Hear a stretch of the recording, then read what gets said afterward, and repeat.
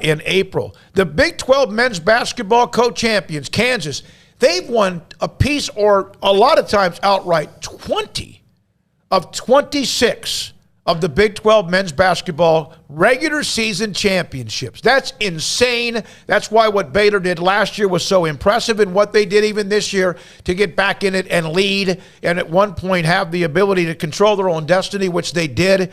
But 20 of 26, and Baylor now has won back-to-back Big 12 regular season titles as well. Scott Drew, Coach of the Year. Did that surprise you guys? Given what he had to deal with down the stretch, no. I mean, that you lost, okay, he lost not just a player that was having the rotation, the Big 12 Defensive Player of the Year. He lost him. And there wasn't another guy who even played his position on the roster after him. Like they just had to completely change what they were doing, and after that they lost 2 games. Or 3. Not to mention their leading scorer about the time he started to heat up. He's missed basically every game, but perhaps 1 or 2 in the last 6 or 7 weeks as well in L.J. Cryer. Texas Tech swept Baylor. Baylor, of course, split with Kansas. Also, Iowa State was in this mix as well because of how they turned around from 2 wins to being a team that's going to make the tournament. Bill Self's name had to come up in this mix as well. Had this been voted on 2 weeks ago, most likely Mark Adams wins this hands down. But it's voted on after the year. Baylor was 7-2 and 7-2 at home and away. And I see that. I've seen some of the banter. It's not Scott Drew's fault. And it's not Mark Adams' fault. It is the coaches. And you can't vote for yourself. So I was thrilled for Scott Drew. But if it had been Mark Adams, I wouldn't have complained about it. Some would have. Baylor fans maybe would have. And then now that it's Scott Drew, that's 3 in a row after for so many years. I thought he probably could have been Coach of the Year before with teams that maybe overachieved that were underrated to start the year. But, Craig, your thoughts about Scott Drew as head coach of the year in the Big 12?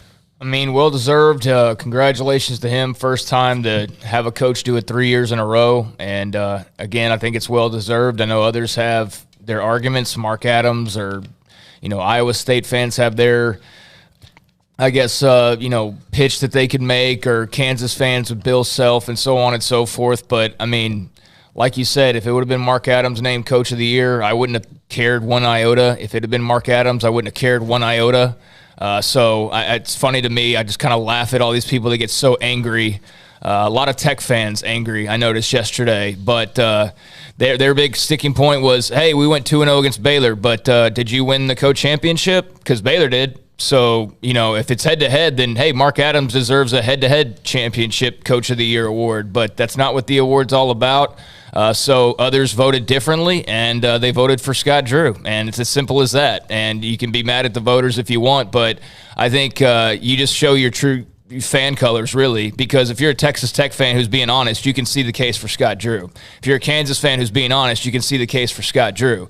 If you're a Baylor fan who's being honest, you see the case for the other guys, and you go, yeah, if they would have won it, that's cool. You don't get angry about it like a petulant little child, but that's sports fans for you, so I can understand being a little upset, but you can't say it's undeserved. I think that just makes you look like a massive homer, really. Well, and I get it. Mark Adams is fantastic. I vote for the All-American team and Coach of the Year, and I know that Tommy Lloyd at Arizona and Ed Cooley, of course, with what he's done at Providence, they're in the mix as well. Will be interesting when all that comes out at some point.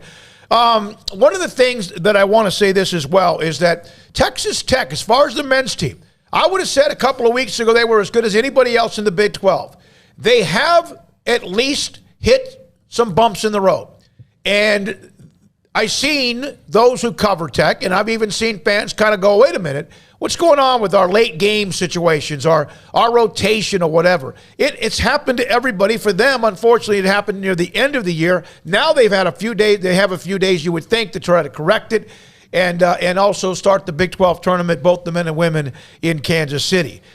Kansas dodged numerous bullets in that game Saturday early before Baylor played Iowa State in their win against Texas, but they found a way. Yeah. I mean, bullet after bullet. UT had opportunities to put that thing on ice. You know why Bill Self is always going to be a candidate for Big 12 Coach of the Year? Because 4 games in 7 days. That's what they played.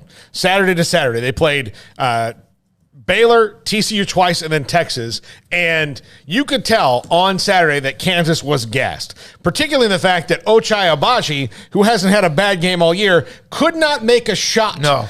Like, he would have had, at 6 feet, he was going to have trouble dropping it in. He was so off, but fought through, and they managed to win that game, and they got David McCormick and Jalen Wilson carried him. Christian Brown couldn't make shots either. So everything that they relied on all year, and they found a way to beat Texas. And, that's why the Big 12 has 3 guys you could easily make the case for Coach of the Year this year. Yeah, and maybe 4 and possibly more. So that's what's going on with that. But the season's over. What a run, huh? What an absolute just buzzsaw throughout the year. The 2 teams that tied for the lead, 14-4, Texas Tech 12-6. Texas finished in 4th place, and they were on the edge in about 3 to 5 games this year, late, where they could have, flipped the switch on a couple of them. Who knows what might